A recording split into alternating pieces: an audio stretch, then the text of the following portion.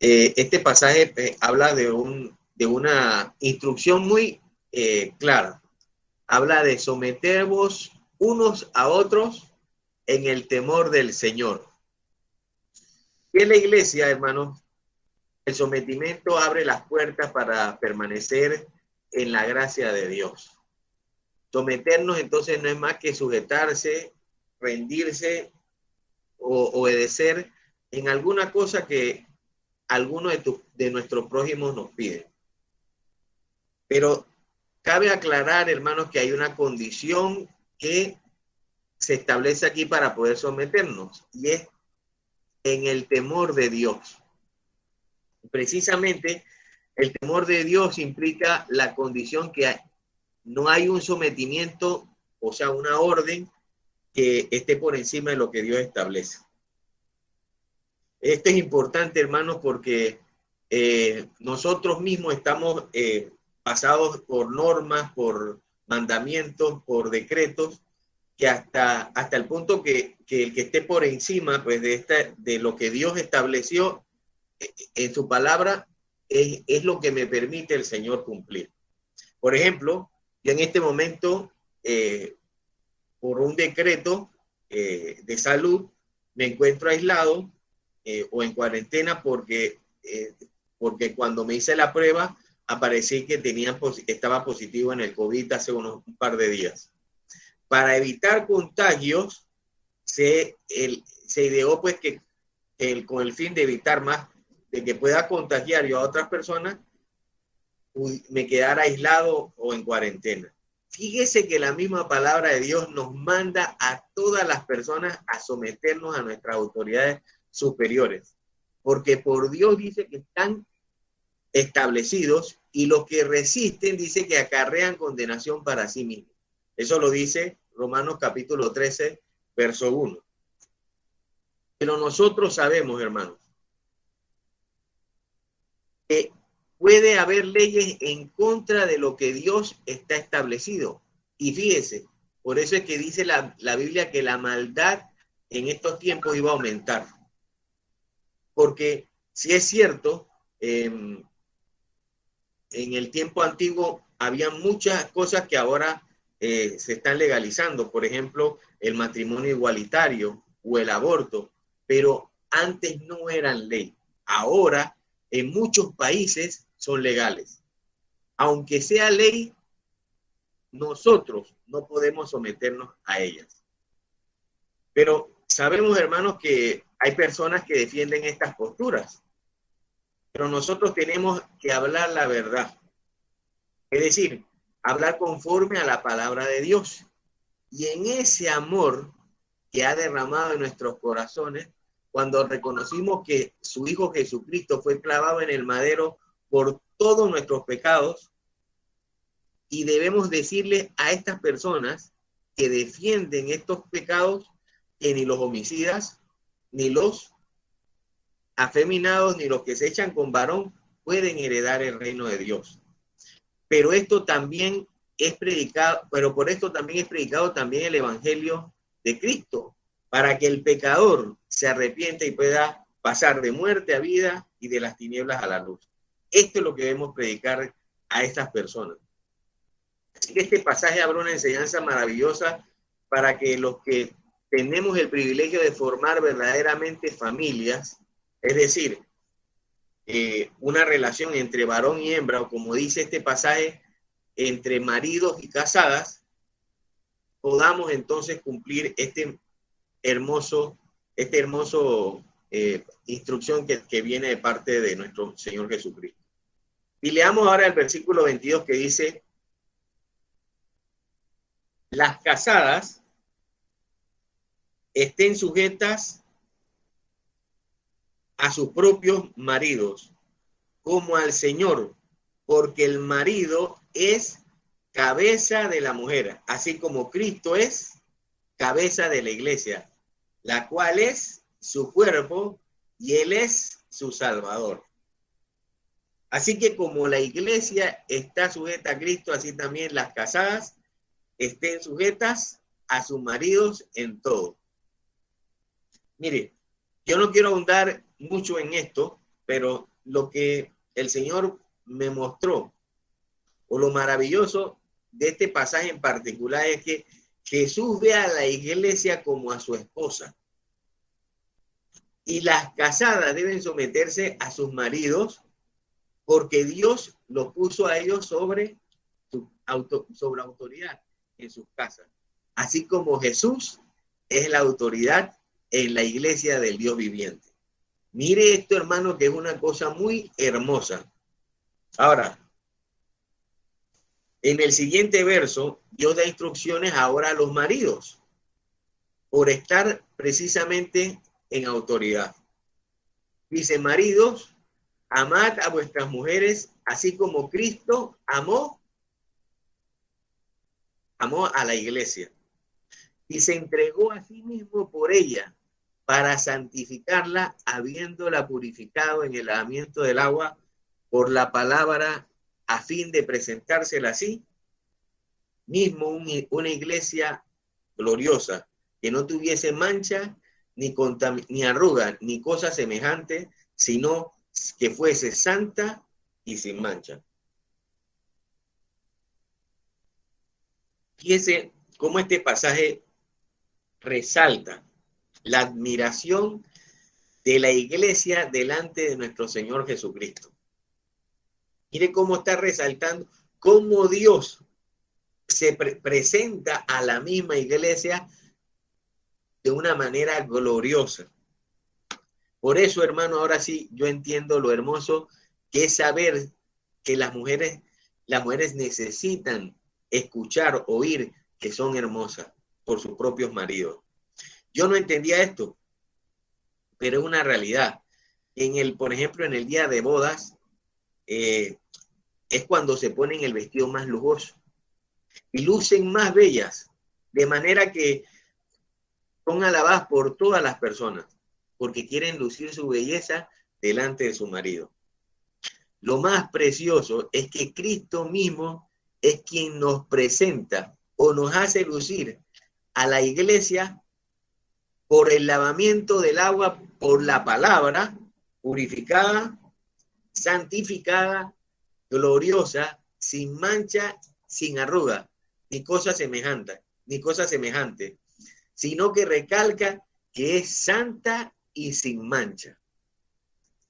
Este pasaje, hermanos, sé que debe inspirarnos a como es el eslogan de este año, a consagrarnos y santificarnos al Señor. En Apocalipsis capítulo 22, verso 11, dice que el que es justo practique la justicia todavía, y el que es santo, santifíquese todavía. Esta es la predicación que necesitamos oír, hermano. Practicar y seguir la santidad sin la cual nadie verá a Dios. Hace 3 días, el jueves, cuando nos reuníamos con los varones, Dios puso en mi corazón un versículo, hermano, que nunca había orado, pero que ahora es mi oración permanente. En Lucas capítulo 21, yo quiero que ustedes lo lean, versículo 36. A ver, lo voy a esperar que lo lean porque para que todos lo escuchen. Lucas 21, versículo 36, dice, velad pues en todo tiempo, orando que seáis tenidos por dignos de escapar de todas las cosas que vendrán en la gran tribulación. Hermano, eso quiere decir que seamos por dignos de ir con el Señor en el rapto. Y dice, además, y de estar en pie delante del Señor. Ahora, o delante del Hijo del Hombre, dice el versículo exactamente. ¿Cómo podrá usted, hermano, ser digno de estar en pie delante de nuestro Señor Jesucristo? La respuesta es clara, practicando la santidad, perseverando en ella. Y este es el camino de amor que el apóstol Pablo enseñaba y reprendía como apóstol. Como vemos, por ejemplo, en la segunda epístola o la segunda carta a los Corintios, el capítulo 12, el verso 20 y 21. Segunda de Corintios, capítulo 12. Léalo conmigo. El verso 20 y 21.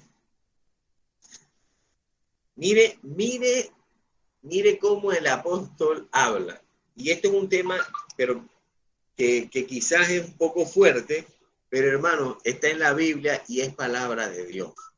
Dice, pues me temo que cuando llegue a ellos, dice, no os halle no nos halle como quiero, y yo sea hallado de vosotros cual no queréis, que haya entre vosotros contiendas, envidias, iras, divisiones, maledicencias, murmuraciones, soberbias, desórdenes, que cuando vuelva me humille Dios entre vosotros y quizás tenga que llorar por muchas de las personas, de los que antes han pecado y no se han arrepentido de la inmundicia y fornicación y lascivia que han cometido.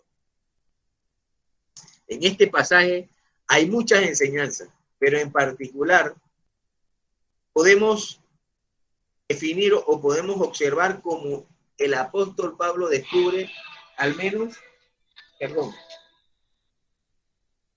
cómo descubre al menos 8 pecados u obras carnales de esta iglesia con el ánimo, no hermanos de avergonzar a la iglesia, sino con el ánimo de el deseo que se arrepientan, porque hermanos, sin santidad es imposible. Señor, el Señor lo ha claramente establecido, definido. Además, hermano, me despierta y abre y precisamente nos abre nuestros ojos para que descubramos realmente qué es lo que mueve nuestras acciones. Mire, hoy me desperté de un sueño muy feo. Desperté cuando muy ansioso, muy turbado, porque en el sueño me vi cómo contendía con alguien muy amado, hasta el punto de darle un golpe. Gracias a Dios me desperté y me di cuenta que solo era un sueño. Pero me impactó tanto que pude darme cuenta cómo realmente nadie, aunque tenga letras, educación o abolengo, tiene la capacidad de resistir a los impulsos satánicos que lo incitan, por ejemplo, a matar, a robar y a hacer las cosas malas que sabemos que todos cometemos. Pero yo tengo una buena noticia. En el Evangelio dice que por eso apareció el Hijo de Dios, para deshacer las obras del diablo. Y este pasaje de 2 de Corintios es muy duro, pero es aplicable en todos los aspectos de nuestra vida. Desde el punto de vista familiar, donde nosotros realmente convivimos desde lo más íntimo hasta donde nosotros querramos salir. Por eso, hermano, es importante que abramos nuestro corazón a lo que el Espíritu nos está diciendo en este momento. Primero habla que haya entre vosotros contiendas, que junto con la soberbia y la ira son obras diabólicas que vienen agarrados de la mano. En el Proverbios capítulo 13, versículo 10, no es necesario que lo busquemos, dice que ciertamente la soberbia engendra o concebirá contiendas. Así que podemos decir que la soberbia es la mamá de la contienda.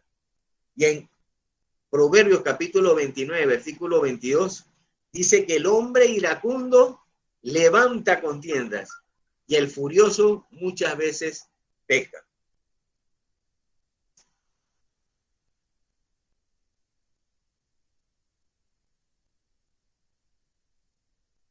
Así que, hermano,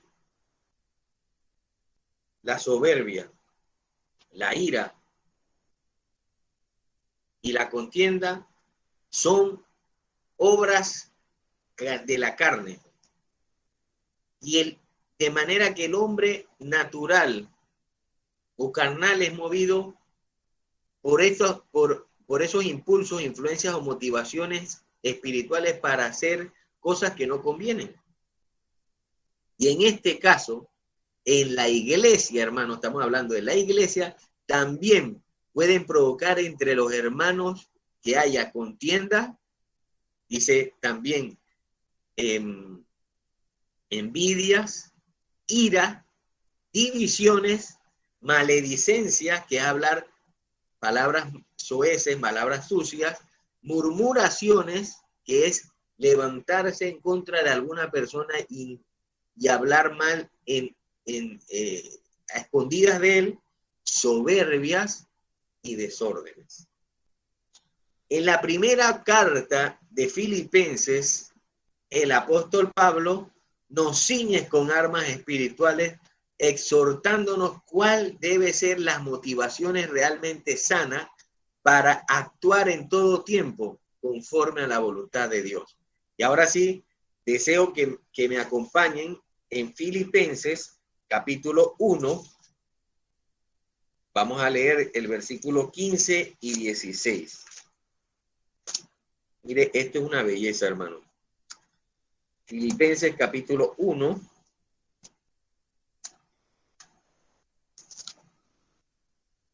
Versículo 15 y 16. Muy bien, hermano. Dice el apóstol cuando estaba, hermanos, preso, le escribe esta carta a la iglesia de Filipos.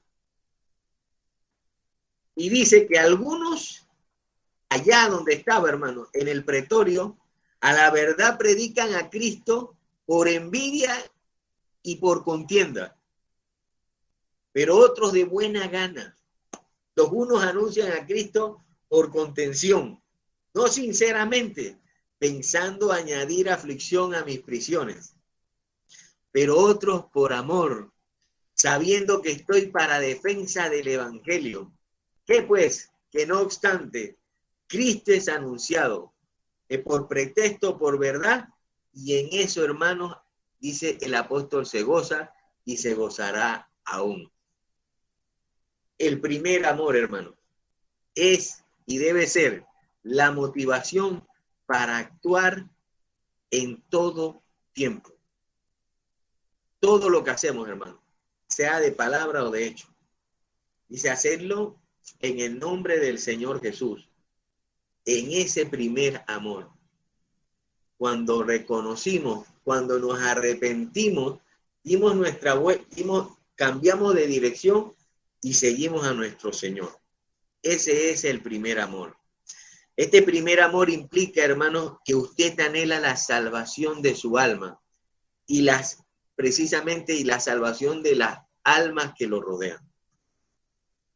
De acuerdo a lo que el apóstol Pablo dijo, esto quiere decir que hay algunos llamados hermanos que la intención que los mueve a predicar no es precisamente el amor ni la sinceridad para que las almas se conviertan o se salven, sino la envidia y la contención. Esta es una de las razones, hermanos, por las cuales estoy seguro que hay más denominaciones cristianas que estaciones de policías en este país. Y esto no es de sorprendernos, porque el mismo Satanás dice que se viste como ángel de luz. Y el mismo apóstol Judas estuvo predicando el evangelio del reino.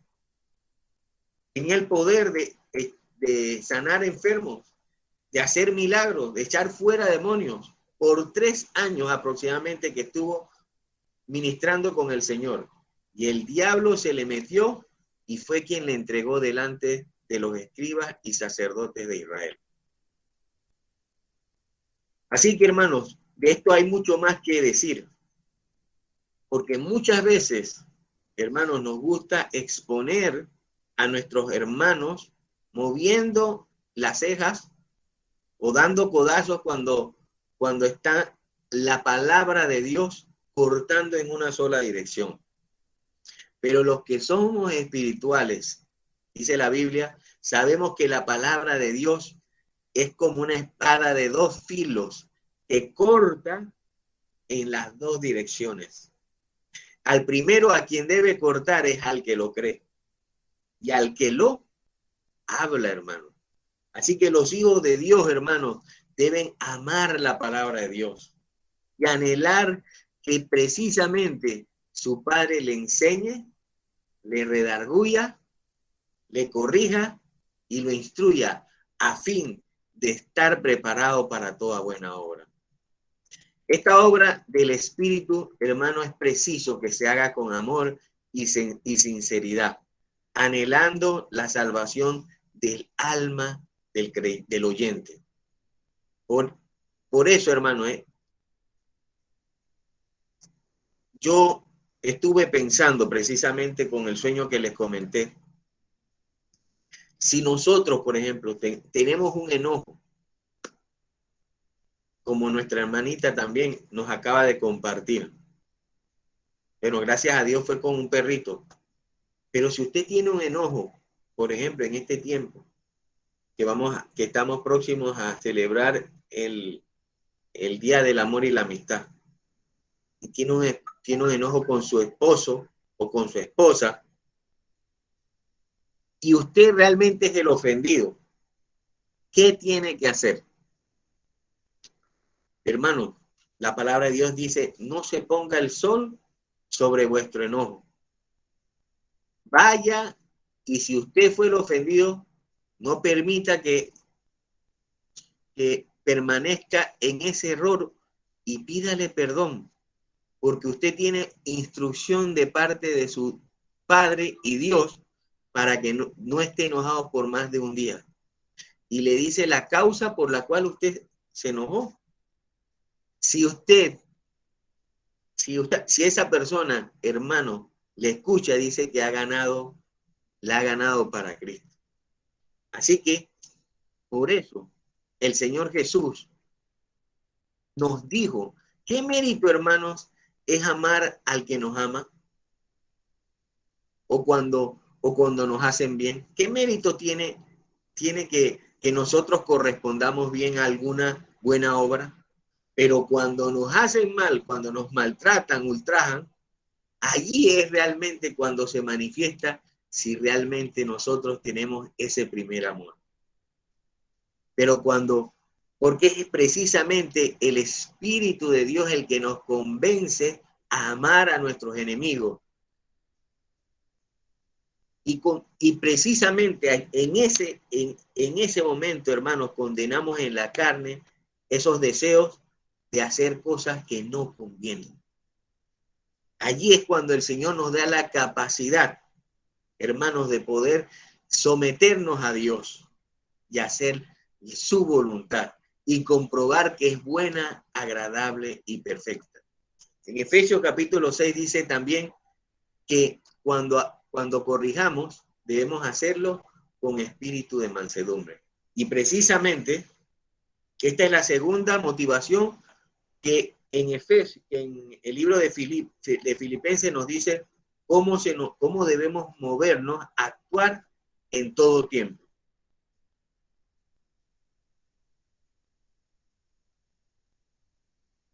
Vamos a leer, hermano, en Filipenses. Si te pones mascarilla, te llevo agua. No, estamos bien. Filipenses capítulo 2, verso 3. Vamos a leer Filipenses capítulo 2, verso 3, que dice que, obviamente, hermano,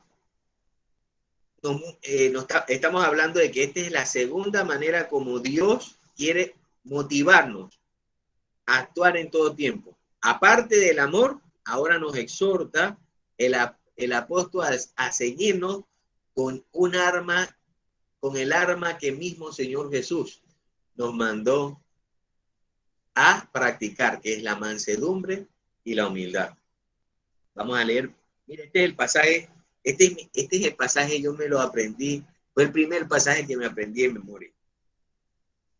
Dice así: nada hagáis por contienda o vanagloria, antes bien con humildad, estimando cada uno a los demás como si fuesen superior a sí mismo.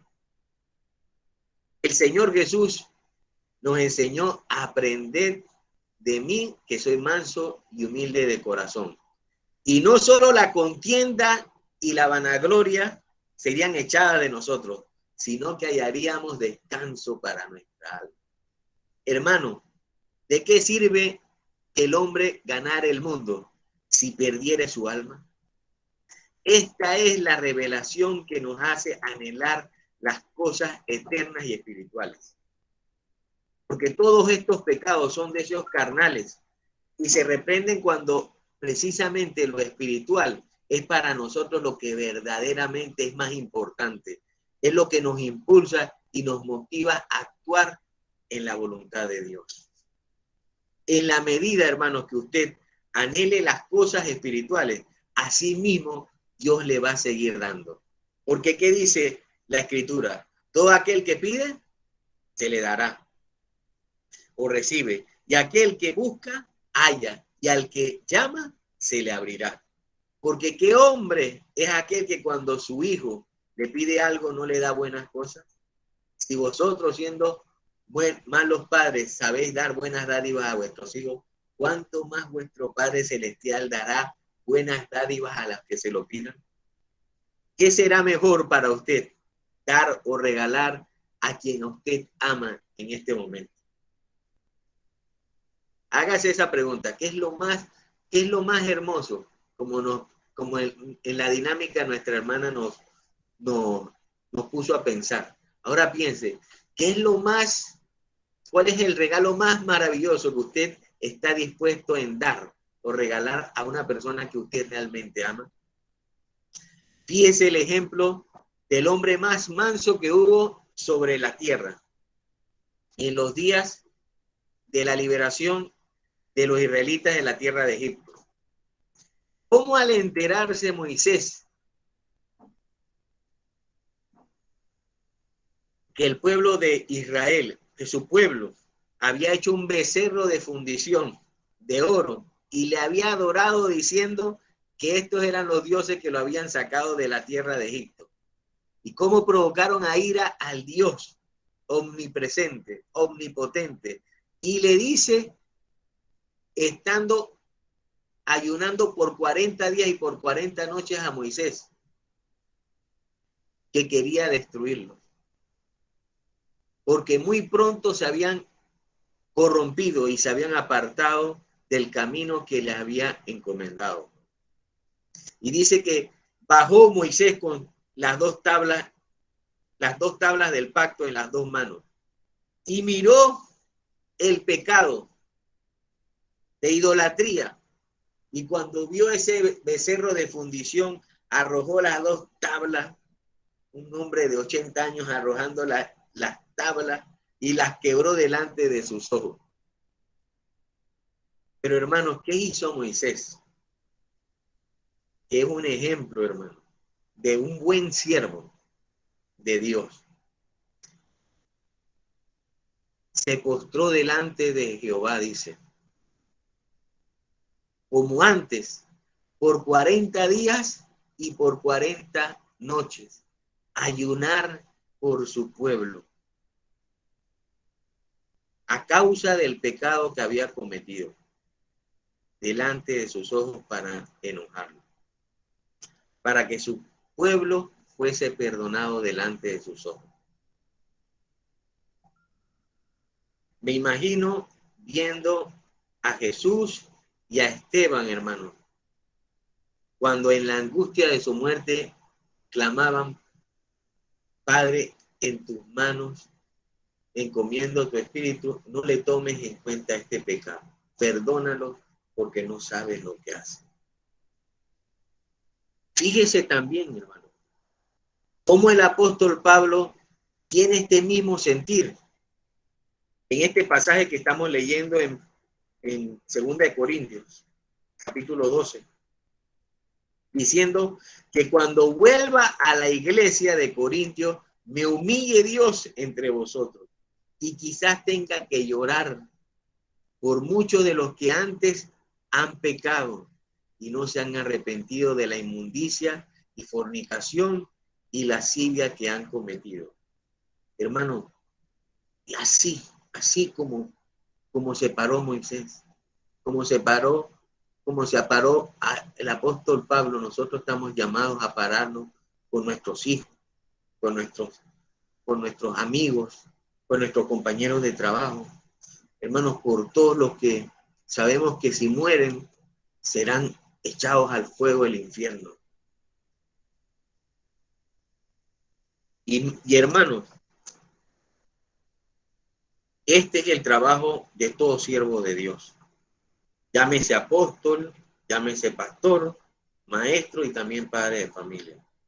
Cuando su prioridad está en lo eterno, en la gloria de Dios, su principal motivación está en que su familia sea salva. Lo vuelvo a repetir, en que su familia sea salva. Ese es el mejor regalo. Ese es el regalo más grande que usted puede darle a una persona que realmente usted ama. La salvación en Cristo Jesús. Y ciertamente deseamos que a nuestros hijos les vaya bien y sean exitosos secularmente. Pero la prioridad del creyente es la salvación del alma. Y sabemos, hermanos, que andamos en la verdad. Que si andamos también en esta verdad, como dice la Escritura, hay una promesa maravillosa en Josué, capítulo 1, verso 8, que me gusta decirlo cantando. Nunca se apartará de tu boca este libro de la ley, sino que de día y de noche tú meditarás en él, para que guardes y hagas conforme a todo lo que en él está escrito, porque entonces harás prosperar tu camino y todo te saldrá bien.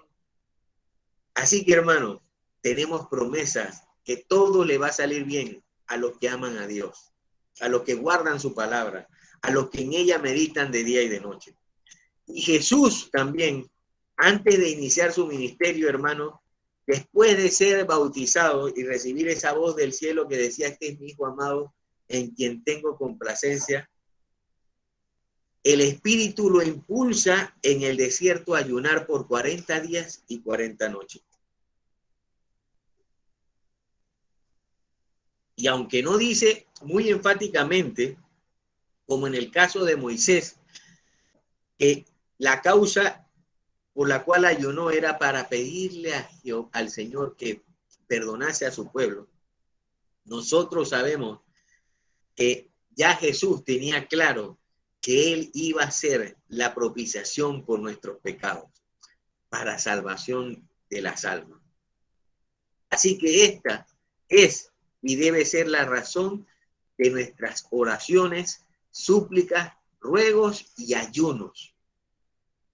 Ahora, por último, quiero darle la última exhortación que dice en Filipenses capítulo 2, verso 3, el verso 13 y 14, cómo debemos actuar para ceñirnos, hermanos, con esas armas espirituales para que podamos también hacer la voluntad de Dios y no andar en esos pecados como mencionamos en la carta de la segunda epístola de los Corintios.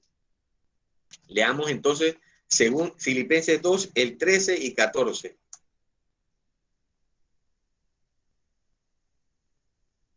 Dice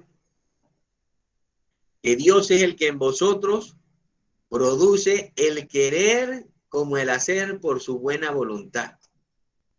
Haced todo sin murmuraciones y contiendas.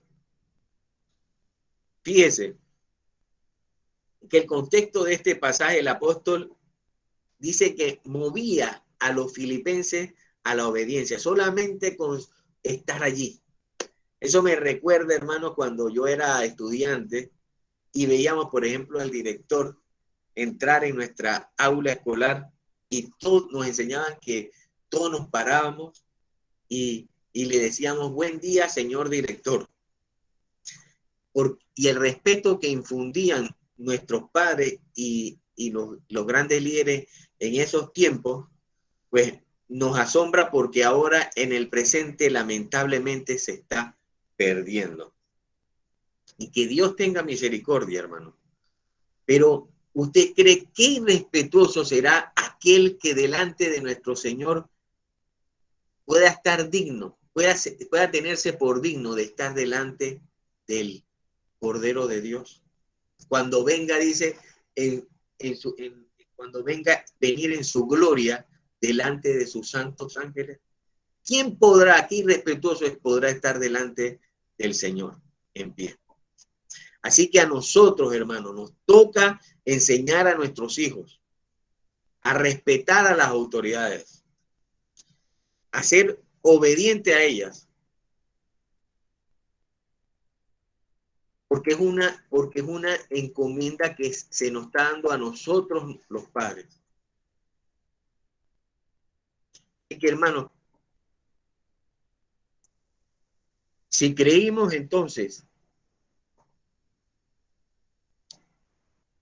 en Cristo y le confesamos en público y creemos también que le hemos recibido en nuestro corazón para que ahora actuemos en obediencia para hacer todo sin murmuración ni contienda.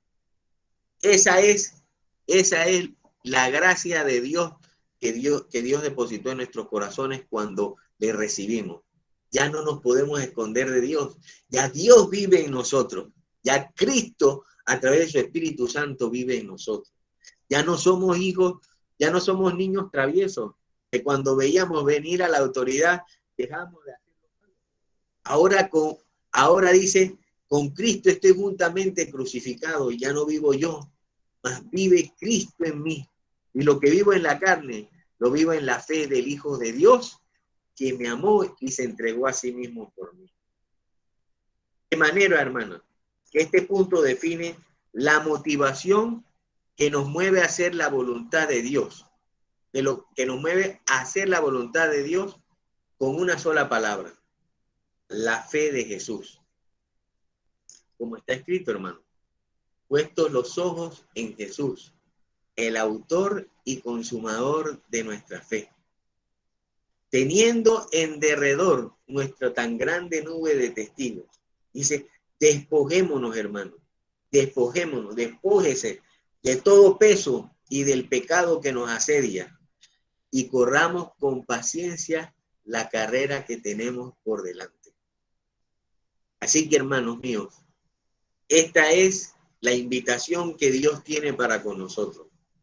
Movámonos, hermanos, reprendiendo cualquier obra que el enemigo ponga en nuestra carne y podamos, a través del amor, de la mansedumbre, la humildad y la fe, combatir esas acechanzas, esas armas, esas luchas carnales que combaten con nuestra alma.